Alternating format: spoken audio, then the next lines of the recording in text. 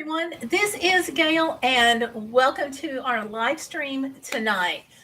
We are live on Saturday nights. This is 7 p.m. on the 18th of August. So, topic tonight, I have a ton of questions still to go through about my trip to Alaska.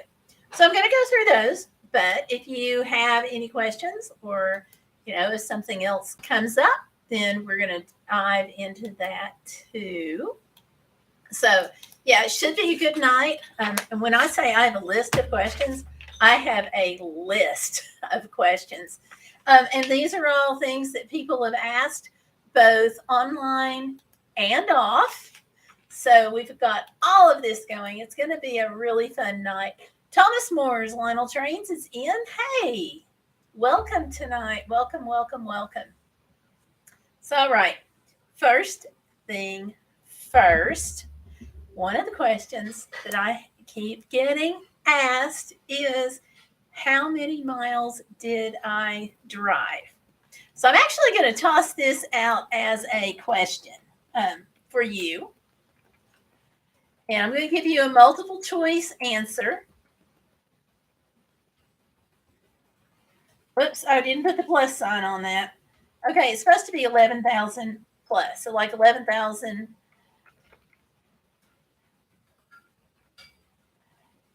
And 12,000 plus or 10,000. And the plus just goes from, 11,000 to 11,999. So those are the mileage. So just pick out how far you think I drove, and we'll go from that. Okay. The other thing is, okay, I'm going to be a new video 1950 original Lionel Lines train set. That should be really cool. For those of you who are not familiar with Thomas Moore Lionel's trains, it is just what he says. It is all about trains. Really neat, really fun channel, railroad spikes, and you guys just go check that out. Okay. Neat stuff there. All right, so the other question is, how many miles was it to Alaska? Well, I kind of went on this really strange route, and that's because of the forest fires that were going on and continued to go on. I don't know if you all heard, but Yellowknife is under a fire evacuation right now. Everybody is having to get out. That's Yellowknife, Canada. We actually did drive through an evacuation area around the Fairbanks area. That was really interesting. Where's Valerie? I don't know. I don't know if she's going to be in tonight or not. We just kind of enjoy her whenever she's here. But let's see here. So I went through this really kind of crazy route, and that's because of trying to miss the forest fires, the smoke. I didn't miss all of it, but I did miss a lot of what was coming in. So I drove from here to New Mexico, close to Albuquerque, and then kind of went northwest from there. Oh, I got a text. Hold on just a second.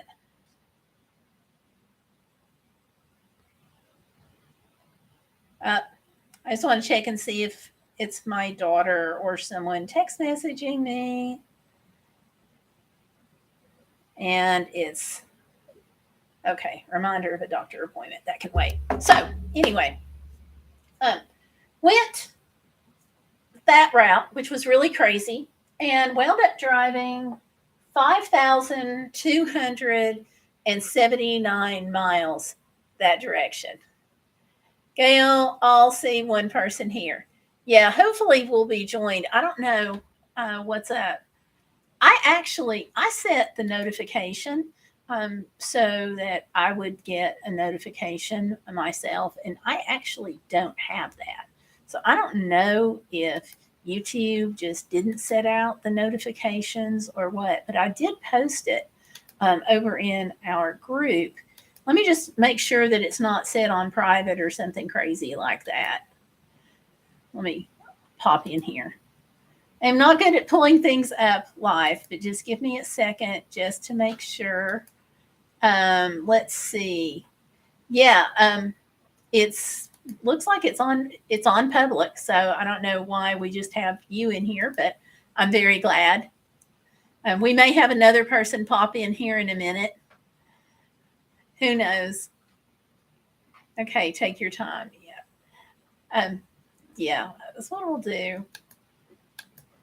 So anyway, I don't know what's up, but I do see that I don't have a notification yet, which is a little frustrating because I set this up through YouTube and not through StreamYard because sometimes there's a little lag on StreamYard. Well, before YouTube will pick it up and send out that notification. I don't know if anybody uses StreamYard that's in here that's going to be listening to this or not. So instead of that, I went directly to YouTube, to the YouTube studio, and set it up. So yeah, I don't know. I'm sorry. I wish I had another answer for you, but I don't. So yeah. I'm just looking to see if there's anything else I need to change or can do, but I don't see anything else. I guess YouTube is going to send out the notification whenever YouTube sends it out.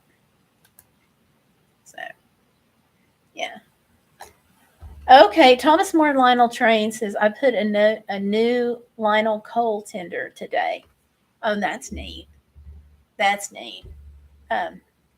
Hopefully somebody will come in and they'll be able to check out your channel too, because that's something that's really interesting. I don't know if you all know what coal tenders are or not. If not, you'll have to look it up. John's in. Hey, John.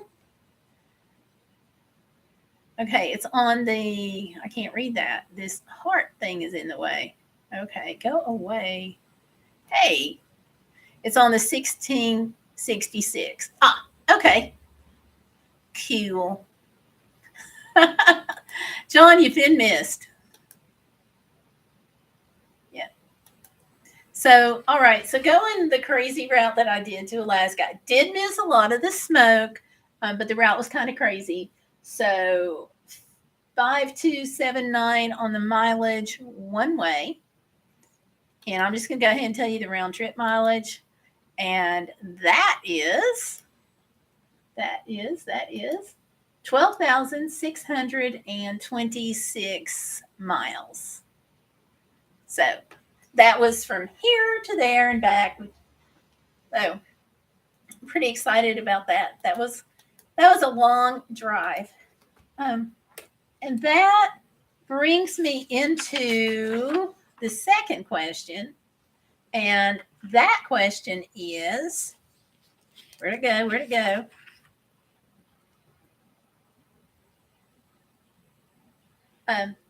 That question is there a best time of year to drive the Alaska Highway? And the answer on that is yes. I would go during the summer. Obviously, going through winter has got a lot of challenges, so I totally don't recommend that. So you might be able to get by with a shoulder season. And a shoulder season is those seasons that fall on either side of like peak season. So if peak season for Alaska, peak season is June and July.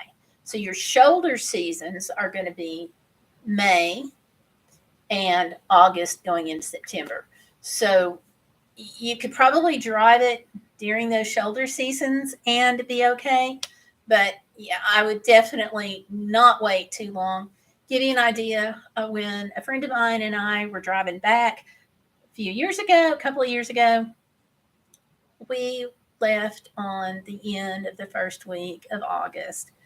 By the time we got to Dawson Creek, which is mile 0 of the Alaska Highway, they were already celebrating their fall harvest festival. Lots of fireworks and things in the air, but it was already starting to get cooler. And it is cooler up there usually in general. One of the nights that I spent the night, it was 46 degrees. We don't have 46 degrees in July here. It got kind of chilly, but if that gives you an idea of what kind of coolness that you may run into, obviously the closer you get to winter, the cooler it's going to be. So, mark that one off. Next one. What if something goes wrong?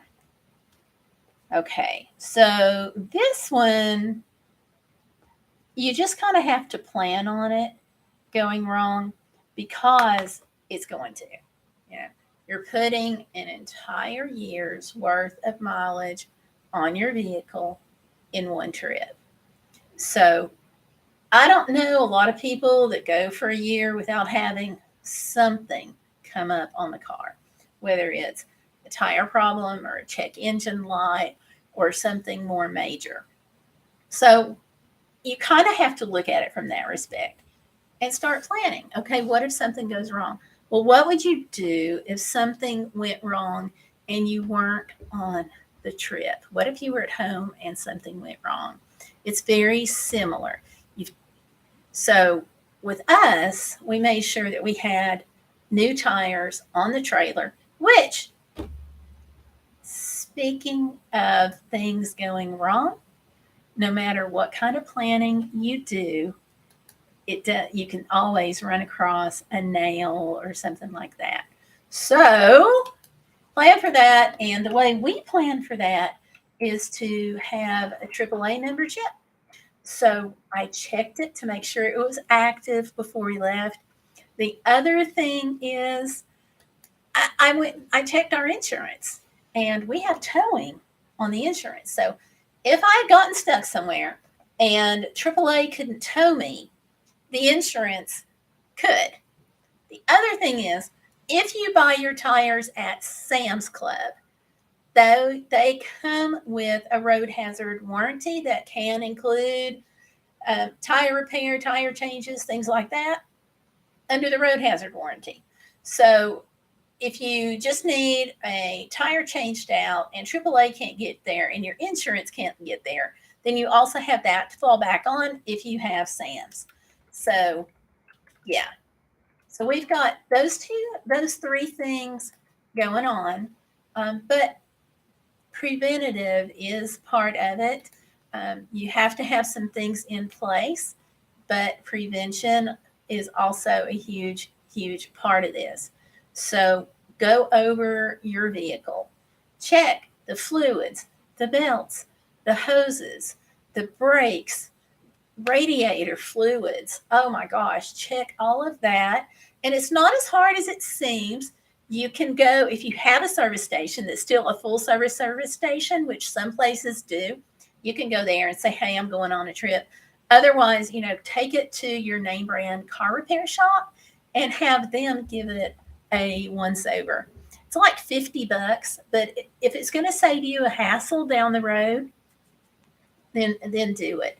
So you're pre-planning, you are checking your tires, checking your air pressure. You want to make sure you take a air pressure checker thing that I can't think of the name of. John might be able to help me out on that. But check something to take something to check the air in your tires on the trip. Tire pressure gauge. Thank you. I can't believe I couldn't think of that. Thank you, honey. And check those tires repeatedly. Put your hands on them. See what the temperature is like. Are they too hot? Are they just, looking a little ragged? So pay attention to those things. Now, I learned the hard way that when you get up in the morning before you pull out, you walk all the way around your car and make sure you don't have a flat. Because we put brand new tires on the trailer that I was hauling before we left, thinking that would take care of the problem, but I ran over the proverbial nail. Air came out of the tire, so I pulled out of the parking lot at Costco, got down maybe 100 yards down the road, and boom, there went the tire, and it came off the rim, and it was just a mess. He's saying fill the tires and where the hubs feel hot and wheels hubs feel hot. So check all that. Yeah. But that's not a one-time thing. That's something you want to do every day. And for me, I was doing that when I stopped at the rest areas. It just did not occur to me to go out and walk around my vehicle every morning when I got up. And I do spend the night like in parking lots and rest areas and so forth for the most part, unless something goes wrong, in which case I'll try to hit a campground. Worst case scenario is a hotel. So the other part of this planning, if something goes wrong, is you are in your vehicle. So if something goes wrong, that requires a stay in a hotel of a couple of nights, then you've got to plan for that. You've got to allow that in the budget. And hotels are very expensive right now, or what I think of as very expensive. So you're looking at $130 to $150 for a hotel room per night, potentially. So part of the way we handled that was to pad the budget, have a little bit of extra in there, just in case. But where I travel frequently anyway, I have a bunch of choice hotel points that are going to expire at the end of this year. I think they're good for like 2 years. And those points, we have enough for a free night at most places. So that was what we had put back to handle that in case there was a vehicle emergency. And last year that happened to me when I was out and I was going to New Mexico. Boom, Oklahoma, 100-degree heat, and my AC goes out. And I couldn't get anybody to work on it because they were all closed on Sundays, or the few shops that were open didn't have a repair tech. And I always check name brands or national brands because I have a little bit more comfort with that. Because if I'm at a national brand, let's say Firestone, and I am out in Oklahoma and I have to have a repair done, if something comes up with that repair, then I can have that looked at again locally. So I always try to check those national brands and make sure that I have money in the budget and points for the hotel, save all of those for the trips, and making sure on checking the vehicle. But something else we also do with our AAA membership, we are at the top tier of the membership, and it's pretty expensive. But here's the thing. If you get stuck and your vehicle breaks down, and depending on the tier of your membership, they will reimburse up to a certain amount. So we're on the maximum tier. And the reason we did that is because we wanted the maximum amount reimbursed. So while we have the money set aside in case of emergency, we also have the AAA to reimburse us. And that we've had to do that twice now. And it's just been a real blessing. So that's what we do to look at it. Of course, you're going to have an Uber, or you're going to be just right there at the hotel. If you are lucky, the hotel will be near the auto repair shop. Otherwise, you've got to take an Uber. So you got to allow that when you're putting money back, plus the car repair. So we have a small credit card that we had cleared off to use just in case of an emergency. And, we also had those other things in place. Your AAA will reimburse you for the meals up to that maximum amount, which they base on your membership level. But if you have food in the van, bring it with you. Try to remember to bring it with you because you've already bought that. So you might need a snack or something at the hotel. They may not have what you want. And boom, there you go. So, yeah, what if something goes wrong on the trip? Just plan for it because, like I said, that's a year's worth of mileage, and just plan on it. It's going to happen. Okay. So when it does, just have everything in place, Don't panic, which is what I tend to do. The other thing, have some basic tools with you. Just, it doesn't have to be, you don't have to take your whole toolbox, but have a socket set, have your wrenches, just some basic things, and a tarp. Do you know that that is like the number one thing that people don't think about is taking a tarp with them? But if the ground is muddy, wet, cold, snowy, icy, you're going to be really, really glad that you put a tarp in that kit. Also, gloves and a first aid kit. Those are some things that you need. Grown, wish I'd thought of that. Okay, let's see. Let me back up. We've got some people that have come in. Let me back up and say hello to everybody here. We have, I'm just going to back it up from the top. We have Thomas Moore's Lionel Trains, John Crabtree, Stellar Piper is here. Hey, Stellar.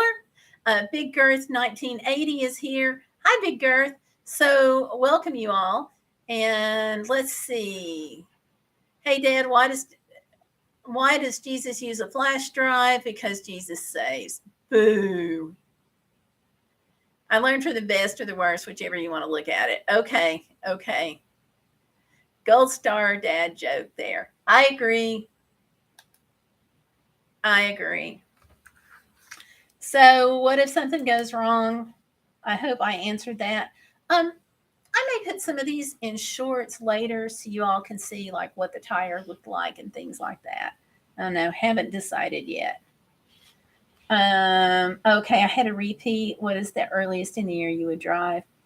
Oh, what is the latest you would suggest leaving Alaska for the lower 48? Around the end of the first week of August, because the seasons are changing and you're going to have rough weather. When I went through, after I left that first week of August, the end of that, and we hit the Harvest Festival in Dawson Creek, that's where we also found out that we missed snow at Watson Lake. That they had I think they called it a terminating snow, which means basically summer's over. It's time to like pay attention. Do you mean the first week of September? No, I left the end of the first week of August on the 2015 trip. When a girlfriend of mine and I went, and we did the vacation Bible school the first week of August. So we cleaned up, we were there for a couple of days and then left. But now we didn't hurry down the Alaska Highway. We did take our time a little bit because we had more time. And so, yeah, I don't think I would leave later than that, or at least not much later. Okay. Are the roads as rough as we hear? Woo! That is a loaded question because in part it depends on what you hear about how the roads are on the Alaska Highway. Let's see. Not sure. Okay, Big Earth 1980. Okay. Well, Big Earth, we're just glad you're here. I got back a week ago from Alaska, so I'm answering some of the questions that have been asked, but feel free to ask your own questions and just make yourself welcome. Okay. So let me remind myself what the question was because I got sidetracked. Okay. Are the roads as rough as we hear? So, okay. So it kind of depends on what you've heard. For the most part, the roads are fine. They are paved, which is another question that I get. Are the roads paved? And they are indeed paved. There are some places where you have actually a 5-lane, including, you have 2 lanes on each side and then you have the turning lane. So you've got that going on the Alaska Highway. But, and here's the big but, where there is construction and where there is frost heaves, it can get extremely rough. So it's not like that on the entire Alaska Highway, but the construction zones can generate so much dust that you literally cannot see the vehicle in front of you. You also can't see the road that you're on because of all the dust, and they'll have pilot cars leading you through. So on that part, it's like super rough. And it actually, I had an ice machine that I had in the trailer that I was taking to the mission site, and it rattled things around so much in the trailer that my ice machine broke. And it's just because wires and stuff came loose because of the rough roads. Like, it worked fine here, it just didn't work because I get there. And that was because of all the shaking. Also, we had shaking going on that broke glass bottles in the trailer, glass jars, because of just the shaking and rattling. So you may have this construction zone going on for a tenth of a mile, say a block, but you may have it going on for a mile, so, or more. Guardrails can sometimes not be present, especially if you are going through an avalanche zone. And you don't have to worry about avalanches in the summertime, but when they have an avalanche, it tends, I was told, to take out the guardrail. So in where they're doing construction, you can just plan on no guardrails, and it doesn't have to even be no construction. You can drive and you can go, oh, that's an interesting little drop off there for a few 100,000 feet. So yeah, it can get really, really rough. The other thing is, they have these things called frost heaves, and that's where the permafrost underneath the pavement has expanded and contracted, and it leaves huge dips in the pavement. Now, they're doing really, really good on keeping those straightened out compared to what it used to be, but they can still be very difficult to drive over.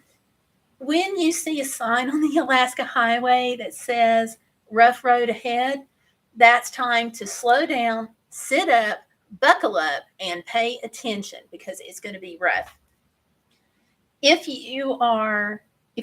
One big hint, if you're driving the Alaska Highway, pay attention to the traffic that's coming towards you, because if you see them start to bump, watch those headlights. And if those headlights start going up and down, that is a sure sign that you're coming across frost heaves and you need to slow down. People damage their vehicles, their travel trailers and stuff all the time, just because they're going too fast on the road for the road conditions.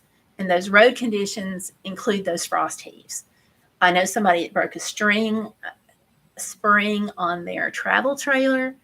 Friends of ours had travel trailer problems going up. I know someone who had problems with their big RV. Just lots of things can happen.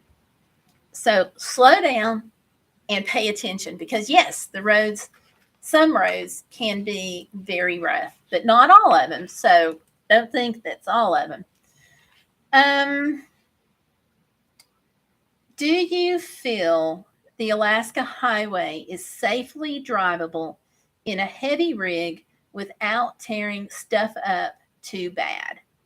Now, I'm not 100% sure what this person is talking about in regards to a heavy rig. If you're talking about an 18-wheeler, I probably wouldn't try it unless I was hauling stuff and used to doing it. I wouldn't do it for the first time I was ever out on the road by myself, Class A, I would pay attention to the road conditions.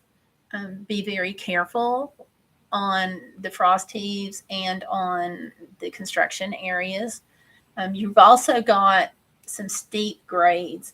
So if you don't know how to drive your vehicle on a steep grade, it is time to learn before you get there. Don't wait until you hit the Alaska Highway and you're confronted with a 10, 11% grade and you don't know how to drive your vehicle. Pay attention, pay attention, pay attention is really the big thing. Also, you're going to have curves. Like one of the roads I was on had a steep grade and then a pretty sharp curve, which I did it just fine. But potentially you could have an issue like that if you're in a longer vehicle, and especially if you're pulling a tow vehicle behind you. So I think you can do it because I saw vehicles on the road that were, of course, tractor trailers and the big Class A's. Okay. But I would make sure I knew exactly how my vehicle handled, in addition to making sure that it's in good condition. Make sure you have spare tires. You may even want two. Okay. Next time I go, I am definitely taking 2 spares for our travel trailer, at least, in addition to the one for the van. And the one for the van is a full-size spare. It is not one of these little donuts.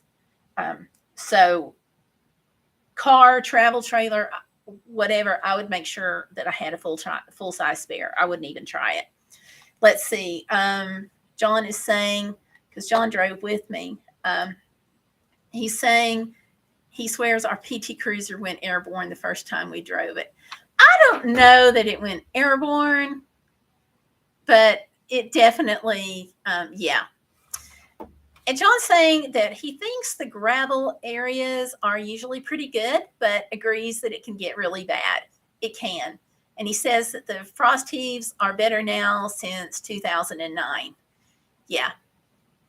Yeah. Airborne, I felt that landing in my bones. Okay. If you say so. I wasn't the passenger. I was driving. So sometimes passengers feel things a little differently than the driver does. So yeah, I'll give you that. So anyway, back to the question on the heavy rig. Take it really slow. Pay attention. Get the vehicle checked out. It's all about your comfort level and how you drive, I think. John, what do you think?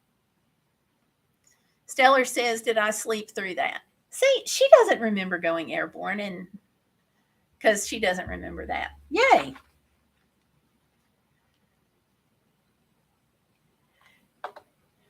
Okay, now he's talking about damage here, and let me go in. It says, I think I would expect some level of damage from rocks or vibration. I don't think she was knocked unconscious, okay? But yeah, and actually, let me say something about the damage from rocks. Twice, when I was on the Alaska Highway, I had windshield damage from rocks slipping up. So check your auto policy on that too. It wasn't big. Like my windshield did not like break apart or anything like that, but I had some nicks in it from the gravel. So there we go. Next one up. How hard is it to find campgrounds? Finding campgrounds on the Alaska Highway is super, super easy. There are a lot of provincial campgrounds and also private campgrounds, and they would prefer you stay in them.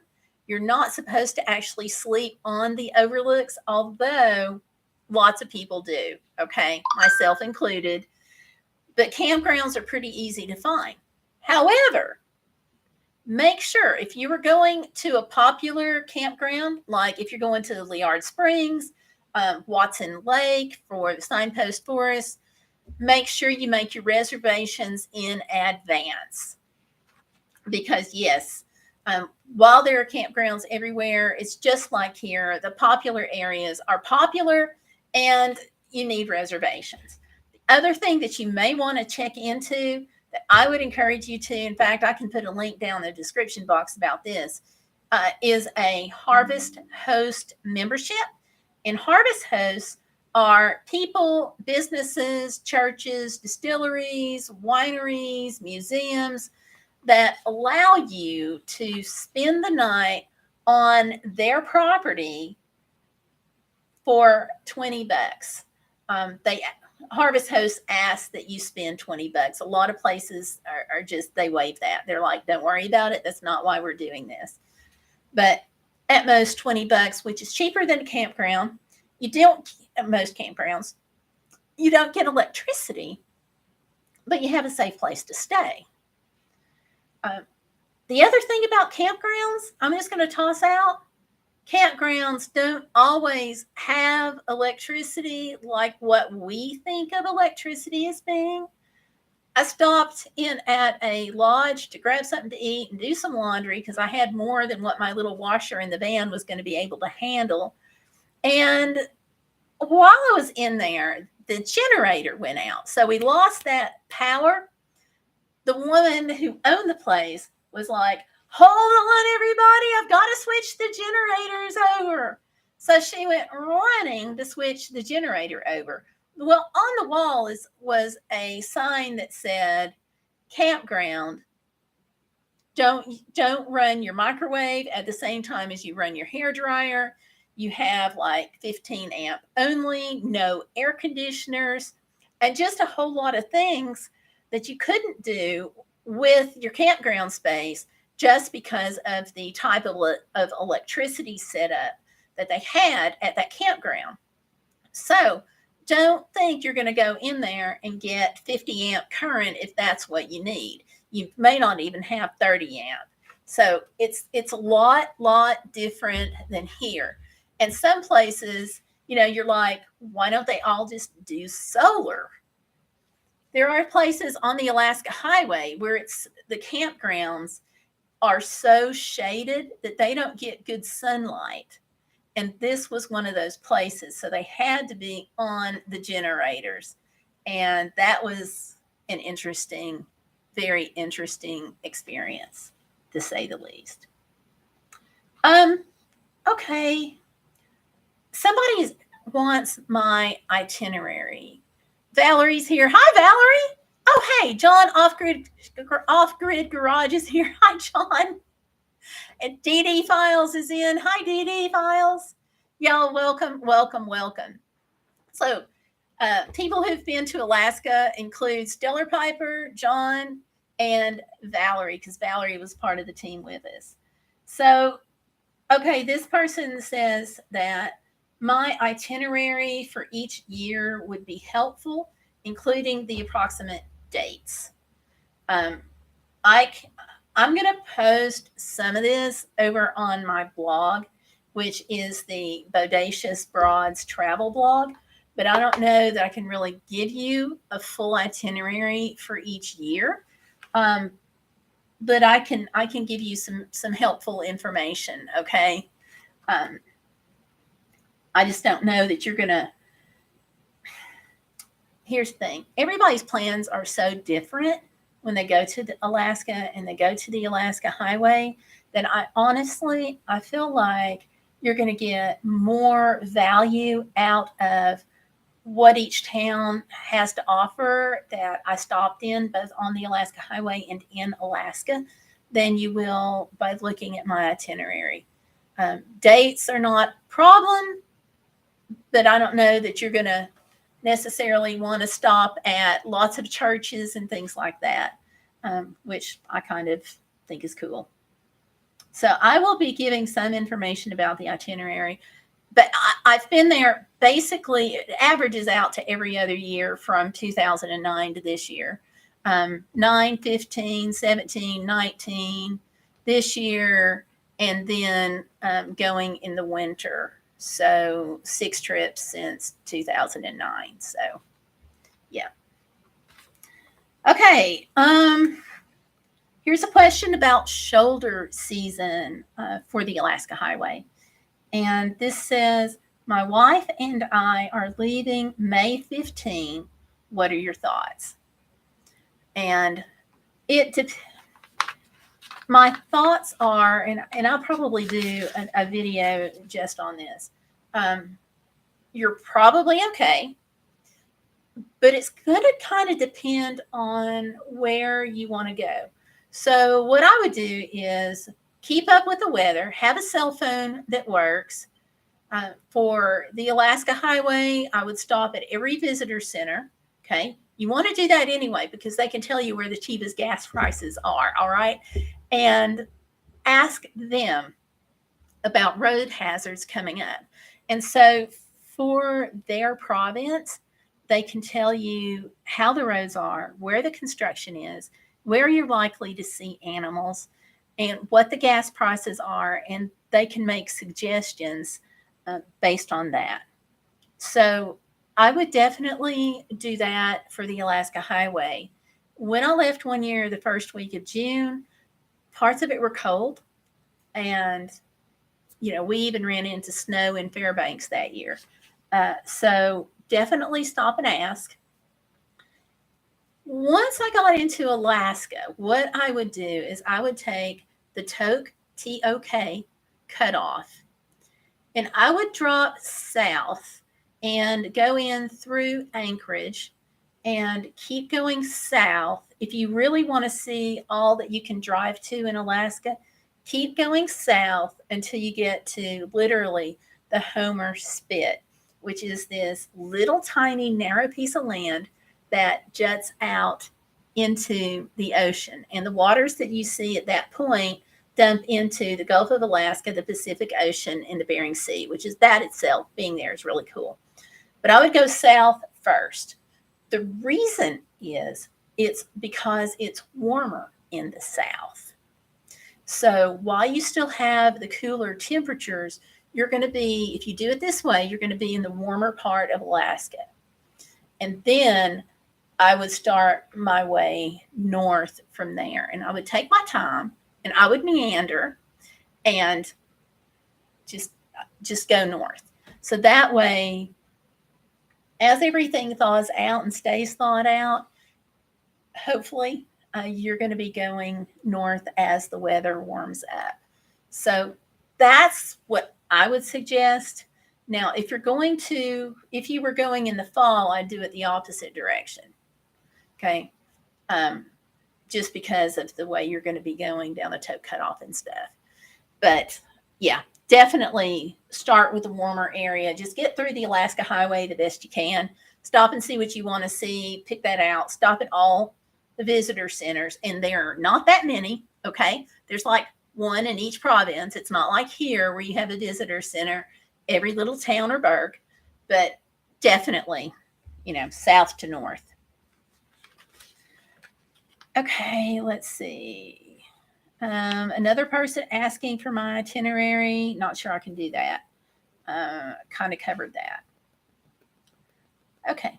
Best cell service for the Alaska Highway.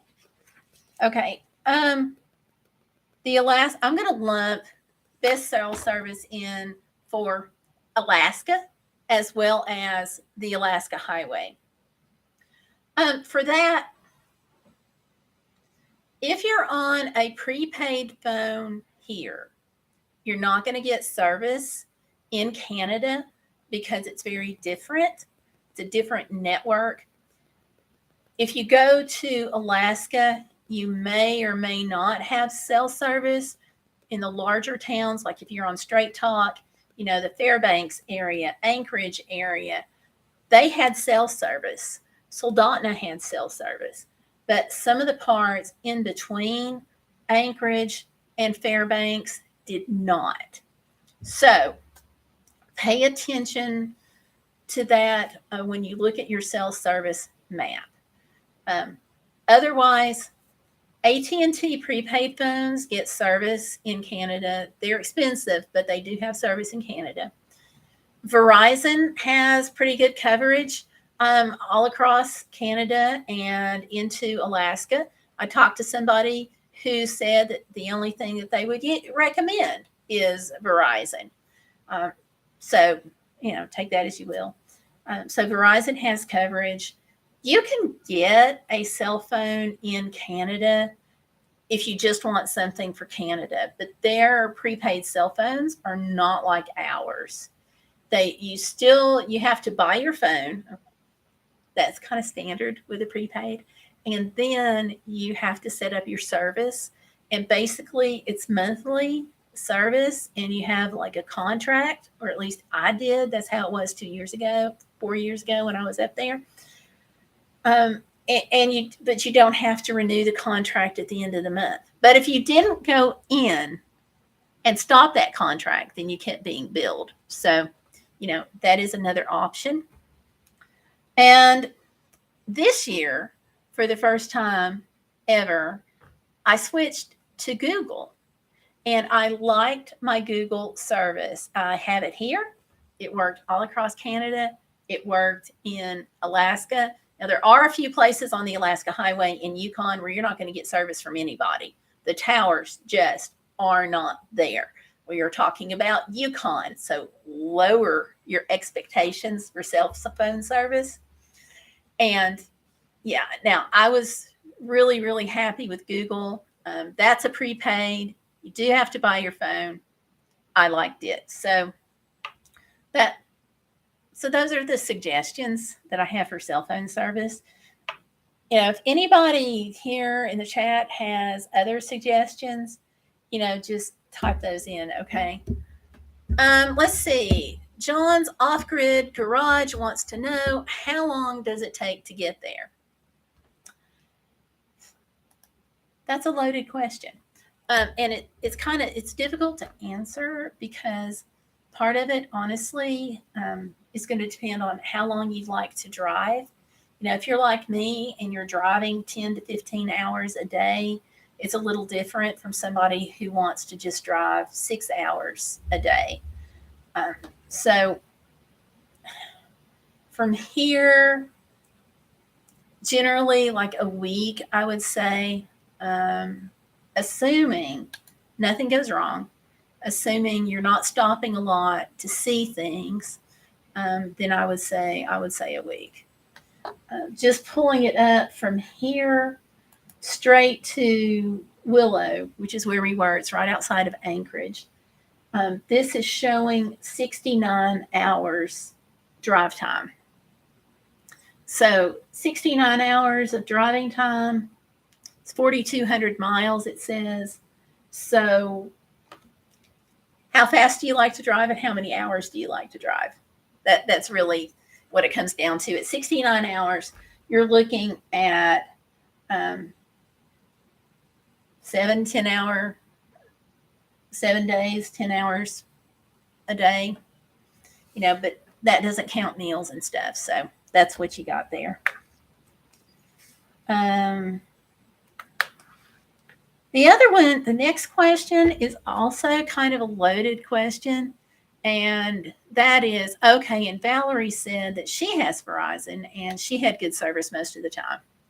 So there you go. John Crabtree is saying from Tennessee, Virginia, it takes about 8 to 9 hours of hard driving. Does that sound right? Yeah, I'm sorry, 8 to 9 days of hard driving. Does that sound right? Yeah, I'd say yes. And this time, like I said, let me add this in.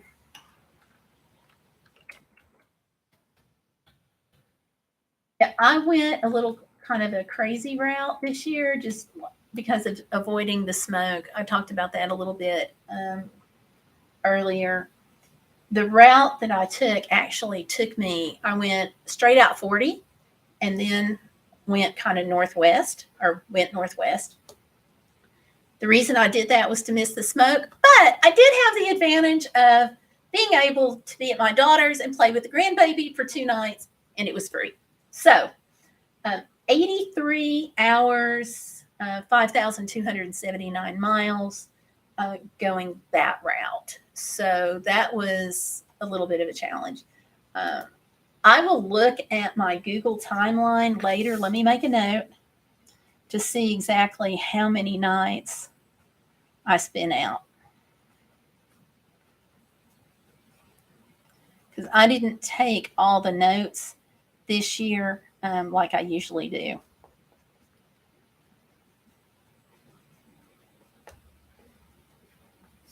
So I'll look at that, and I'll be able to give you a better idea next week, or I'll post it on my blog, whatever's easier for you. Now, okay, I was just fixing to say, now some team members flew. Valerie ran into problems, and John also flew, and he ran into problems. Stellar Piper, when she went in 19, she flew, and she ran into problems. So you're not guaranteed to have, easy travel no matter which way you go.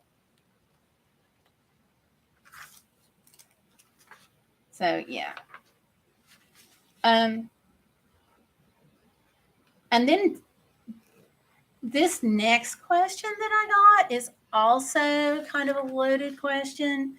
And that is, how much do campgrounds cost compared to the lower 48?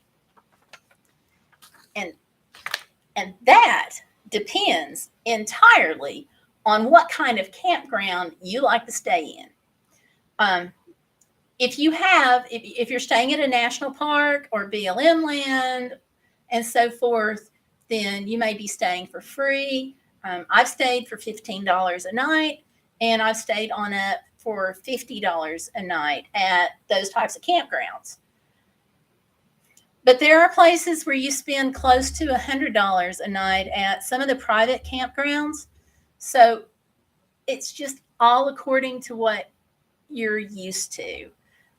Canada is kind of hard to give you a definitive price because you've got the wide range, and then you also have the exchange rate to factor in.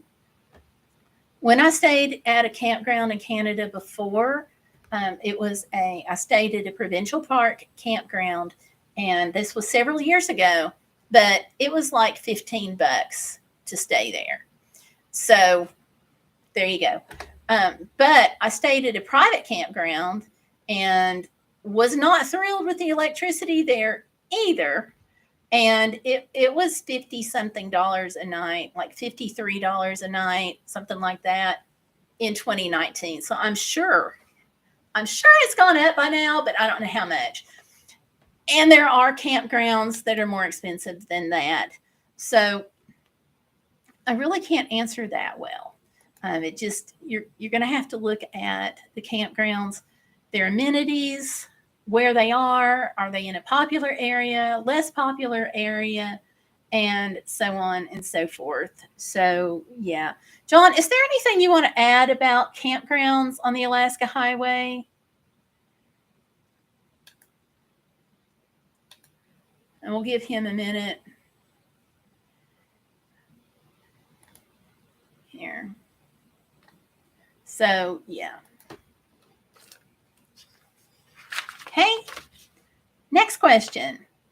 Do I recommend traveling in a camper van or an RV? Well, guess what? I'm going to say the camper van. My husband is going to tell you the RV. So okay, here's the deal. It's going to depend on how much space you like. What are your creature comforts that you have to have? For me personally, I don't need much. Shower, place to use the bathroom, clean clothes, and in my van, I've got all of that. I've got a battery operated shower. I've got a washing machine. I've got a portable toilet. So, and I've got, method of cooking and so forth.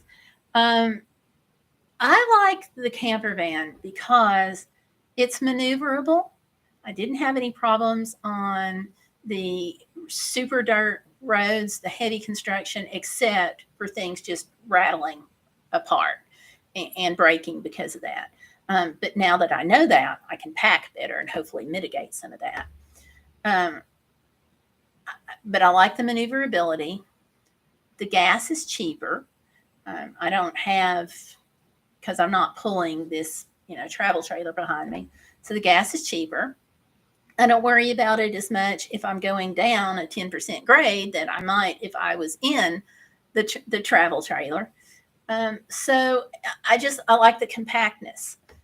When I go to Walmart, for example, I don't have a problem finding a place to park because I'm only taking up 1 to 2 parking places. If the trailer is attached, I have a small trailer for towing stuff, and if that's attached, it's small enough that I just take up 2 parking places. When we're in the travel trailer, we sometimes have to take up more space, so we wind up parking across a few parking spaces. The difference in that is your camper van can be a little more stealthy. I have stayed at a Walmart where the manager said, we don't officially allow overnight parking, but if you're in the van, you can just take up 1 parking space. I'll leave a note and they're not going to say anything to you. That wouldn't have happened if I'd been in a trailer. So for me, I like the camper van when it's just me and the dog. When it's me, the dog, and my husband, that switches. And that's because you've got this third person dynamic going on. He also likes a little more comforts than I do. So that makes a difference. And I'm sorry to put it that way, John, but you do. He likes having his space, for his elbows and to move around and to get up if he wants to when we're parked, because you can't really get up and stand up in the van. Okay. He says he deserves to be pampered. All right. I'll give you that one. So, with a travel trailer, you've got more space, which you really need for 3 people. You've still got your cooking, your bathroom, and so forth. So you've got that either place, but it's not as maneuverable, but you're more comfortable. So everything in life, I don't care what it is. I don't care if we're talking about travel or cleaning the house, for example. Everything is a trade-off, So it's just a matter of what you're willing to trade. That's it. Do you all still have I can't read it because this thing is partially blocked. Do y'all still have a camper? We started out with a tent, then we went to a pop-up trailer, then we went to the camper van, and then we went to the travel trailer. So that's right now we've got the travel trailer and the camper van, which I really like the van, just saying, when it's just me and the dog. Next one up. Oh boy. These are great questions, you all. Everybody who sent these in, they're great questions, but some of them are kind of specific to your situation. This is another one of those. And it says, I'm looking at traveling with a disabled person, and can they travel and enjoy the Alaska Highway? So it depends on what your disability is. And it's one of those things where there's some give and take. For me, yeah, I was able to travel the Alaska Highway and do just fine for the most part. Now, I'm not going to take off and do a 5-mile hike off the highway just because with my leg brace, I have trouble walking. I've also got asthma. I have to allow for that, especially if there's smoke, some things like that. I also have a head injury, so I get turned around really easy. So it's probably not a good idea for me to go hiking anyway. But with my mobility issue, I have foot drops. So I walk with a leg brace. I limp, and the later I am in the day, the more I limp. And I have a service dog to help me balance. I also have a walking stick that I use sometimes. So in this situation, yeah, I was able to get out and enjoy the Alaska Highway. I've also been there before, so getting turned around with my head injury, I didn't have to worry about that as much because I knew the route.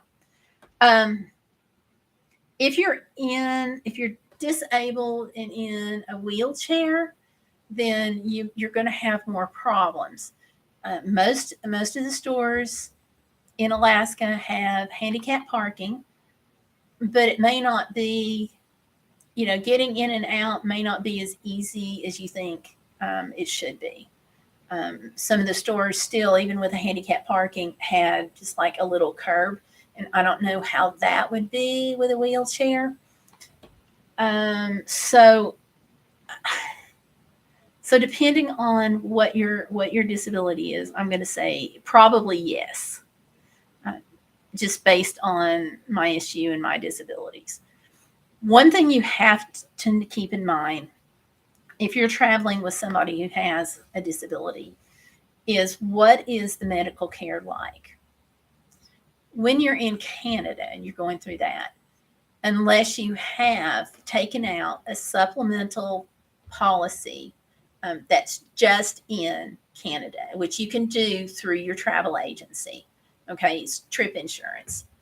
Make sure that it will cover Canada, because Canada doesn't take our health insurance. And if something happens, you're going to need something to help you cover that bill.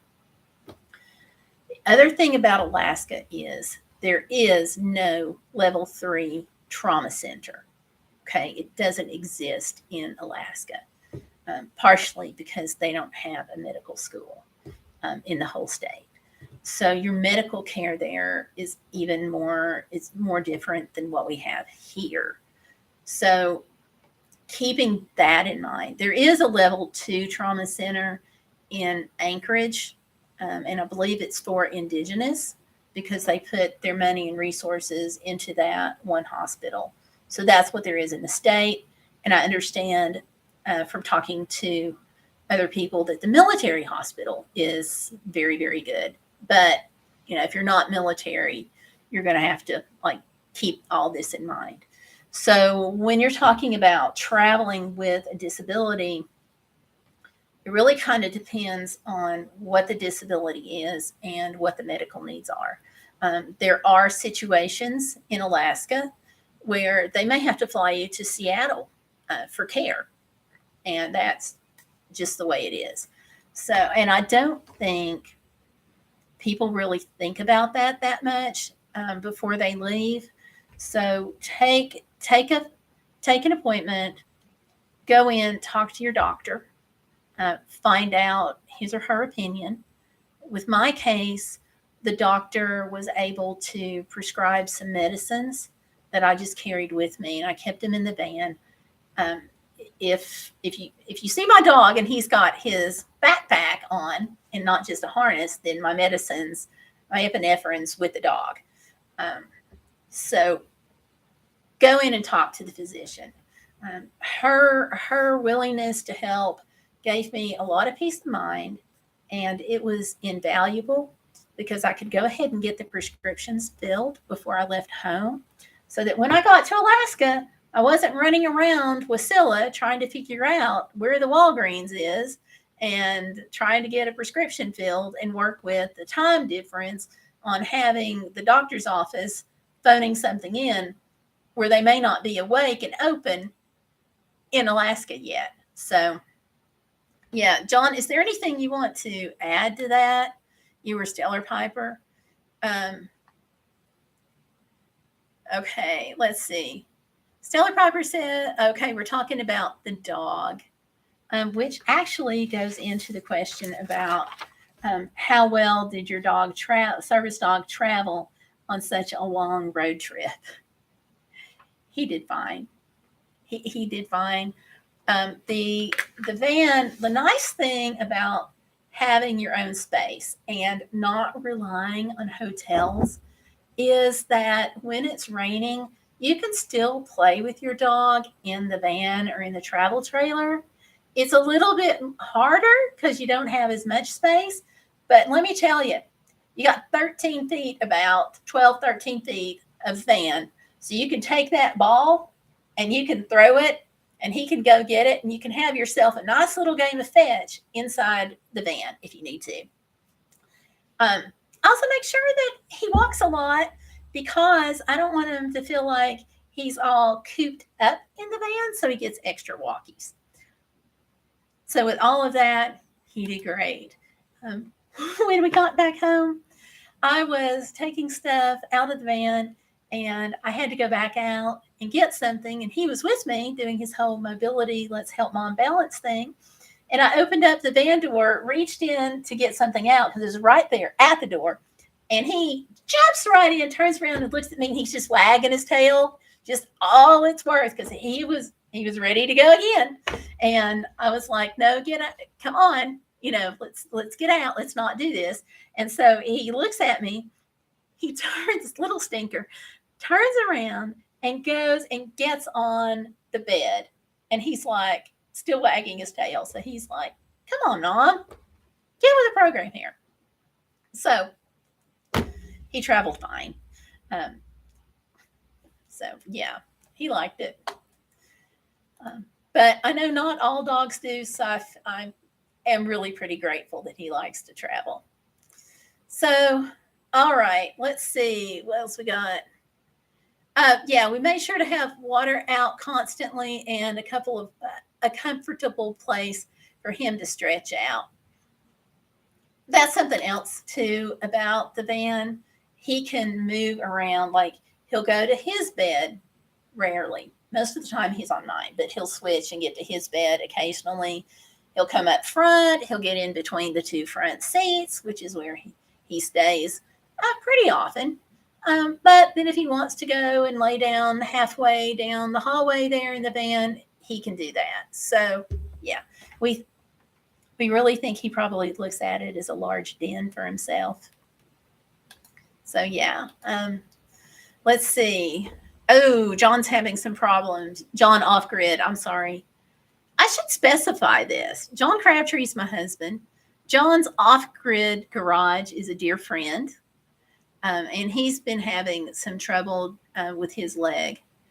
John, I hope that clears up for you. I hope you get good answers and that it clears up.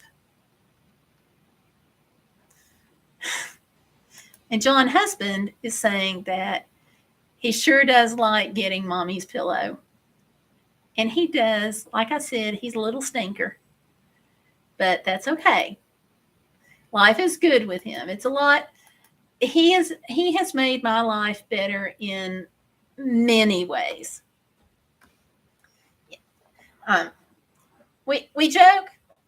John doesn't, with the service dog, and I've said this before on here, he didn't, in 2019, it was just me and the dog going to Alaska, and he did not worry about me because he knew the dog has my back. And if I was to go out somewhere and I was to have a seizure, then he could always fly to wherever I am. So he wasn't worried about that. When I was in between service dogs after Tomlin had passed away and I was waiting for Pacer, I made the trip all the way to the big town of Lexington, Kentucky. It's about, I don't even know. It's not that far. He worried about me the entire time. He was blowing up my phone. I was like, But I also learned that there's this thing called Google location sharing that you can set on your phone. It's on Google Maps. So you just go to Google Maps, you click on the upper right-hand corner, and you'll see your icon there. Whether you use your face or theirs, whatever, you'll see it there in the corner. Click on that. The drop-down menu will bring you this list, and one of them is location sharing. So you just click on that and go in and add your person's contact information, and boom, you're sharing location, and they can follow you wherever you are going. And you can do it only for a few days, a month, whatever. So I just leave it set, so he can just check up on me. So yeah. But anyway, doggy, good thing, changed my life. Hey, Busy Lady is in. Hi, Busy. How are you? Hey. All right. And I am just going to answer One more question here, and then I'm gonna sign off. But that is, what are gas prices like in Canada? And to that, I will say two words: holy cow! Oh wow, they are. After going through Canada, I probably won't complain about U.S. gas prices again. Um, I stopped in one place and filled up my gas tank, and it was $189 before the exchange rate. After the exchange rate, I got to pull this up on the other screen here.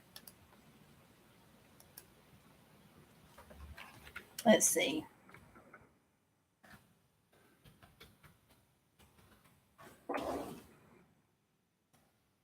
And let's see.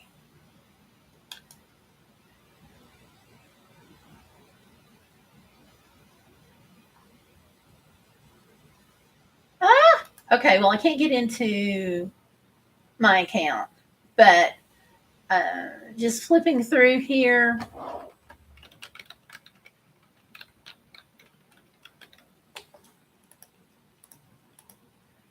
Okay, $100 Canadian is $74 here. So I paid well over 100. Here we go. It's coming in now. Okay, $119 to fill up my gas tank. So gas prices are much higher there. And when I say filling up my gas tank, I'm trying to drive on the top half of my tank. When I was in like some of the larger cities, I would let it go maybe to like a quarter. But that was if like I was driving through Calgary and Calgary was ahead of me. But oh my stars, 216 I think is the per liter is the highest that I saw it. So let me type in that and see what that comes out to.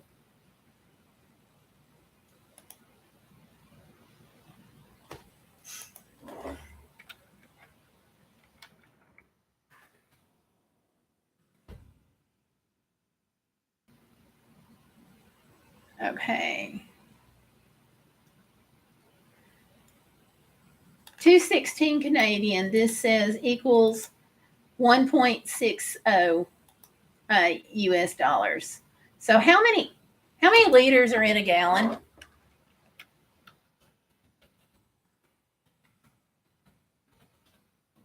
Anybody know that off the top of their head? I'm typing it in. Okay, 3.78 liters in a gallon. So, wow. Let's see. 1.59 times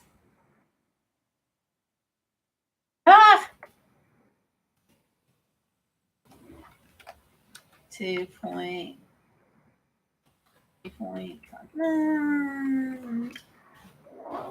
So $5.70 per gallon.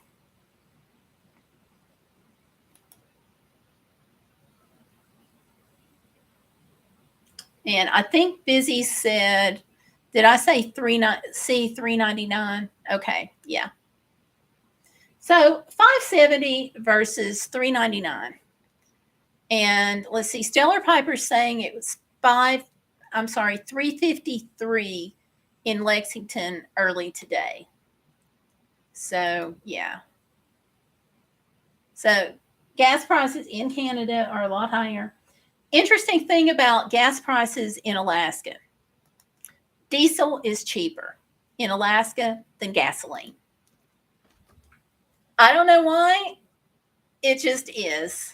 I suspect it's because there are so many large trucks that take diesel, because what I've noticed before is that diesel, like around Anchorage, cost more than like diesel toward Fairbanks. And going toward Fairbanks, you're getting close to some of the haul roads like you see on ice road truckers, which a lot of your big pickup trucks and your hauling trucks, your tractor trailers, and so forth are up there.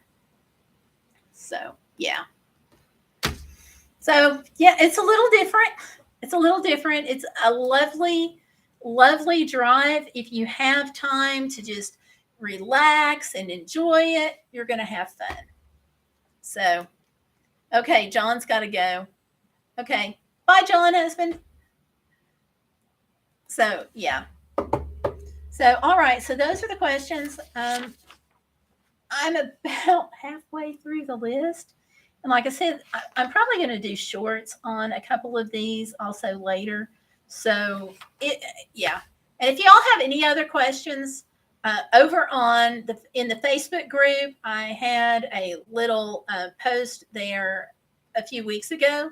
So if you have any other questions and you want to add to that, go for it, and I'll work on answering them. So I hope this has been helpful. If not, sorry. I tried. Give me an E for effort, okay? And you all, don't forget to give me a like on the live stream because it really helps me out with those mean old YouTube algorithms. And thank you all so much for coming in. I hope you have a great evening. And y'all take care.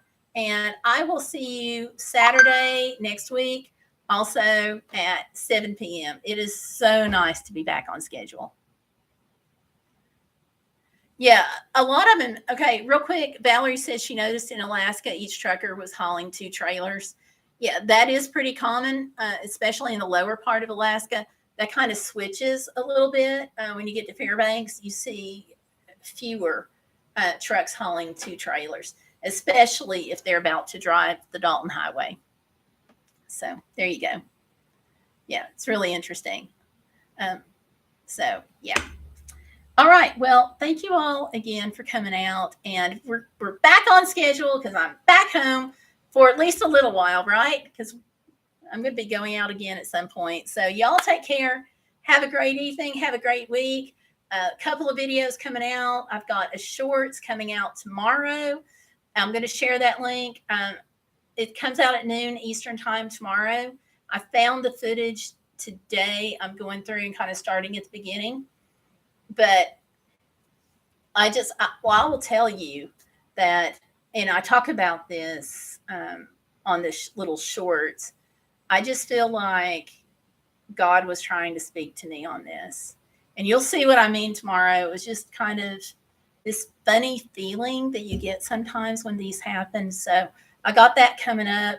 And then I've got on Tuesday, I've got a regular length video about non-perishable food that I bought.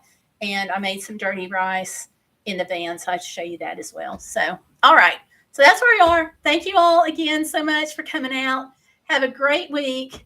I will see you on those 2 videos and Saturday night at 7. So y'all take care. Good night.